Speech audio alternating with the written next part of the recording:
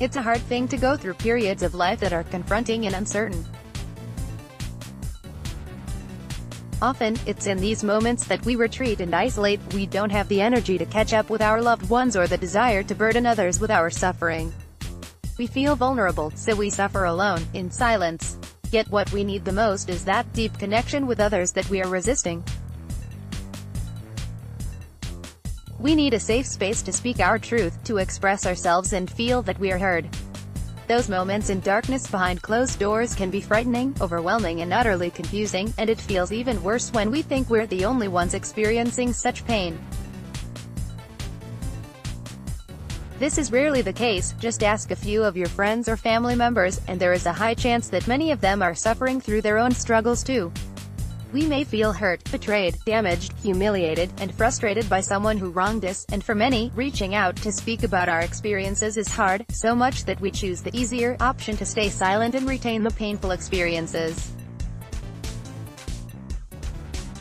However, this storing of every hurtful, traumatic memory deep in the body causes serious trouble.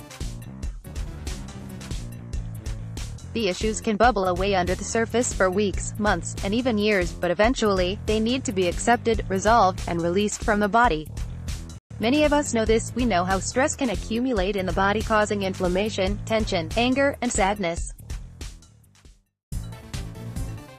What is perhaps even harder than the event or issue itself is letting go and freeing ourselves from it. Letting go is a term thrown around these days in the realm of self-help, and it's something I have advocated many times in my yoga classes. But it wasn't until I went through my own emotionally debilitating experiences that I realized how unhelpful this term was. Yet we hear it all the time: just let it go, move on, forget. The problem with traumatic memories is that our minds are often untreated on with unwanted thoughts that are triggered at any moment. The more we think about our trauma, the stronger the memory becomes, and the cycle continues. We know that thinking about it is unhelpful, but our need to self-protect comes into play, and then the need to analyze everything, to connect the dots, to find answers. For those like myself who have a tendency to try and control our external environments to feel safe and comfortable, we desperately seek truth. We want the hard facts. What I have come to accept is that things happen. Horrible things happen. And sometimes, we will never really know why.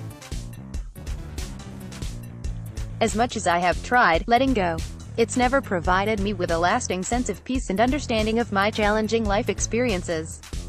Rather, my upsetting memories feel like open-ended questions, ones that must be continuously pondered.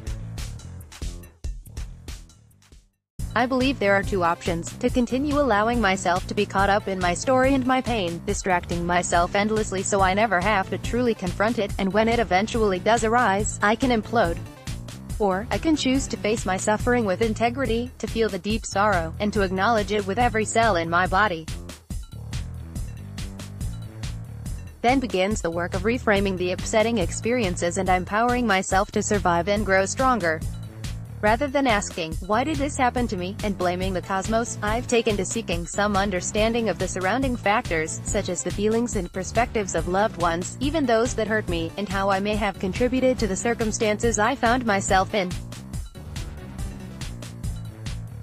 Most importantly, I'm asking what was gained through the experience, rather than what was lost or taken. When we seek meaning in our life suffering, no matter what form it takes on, we develop empathy for others who too suffer. We realize how we are all just trying to overcome our pain and find the blessings in life. And by reaching out to someone we trust and respect, we enable ourselves to untangle our story, beginning the process of breaking free from our negative thought patterns and self-sabotaging actions. Slowly, but eventually, we begin to develop a whole new appreciation for our obstacles, which I feel are our greatest teachers on this life journey. We change our story into one that is healthy and empowering, and we accept that the painful experiences we face in life can help us to learn, grow, connect, and truly be there when we see others in that dark place. Let's block ads. Why?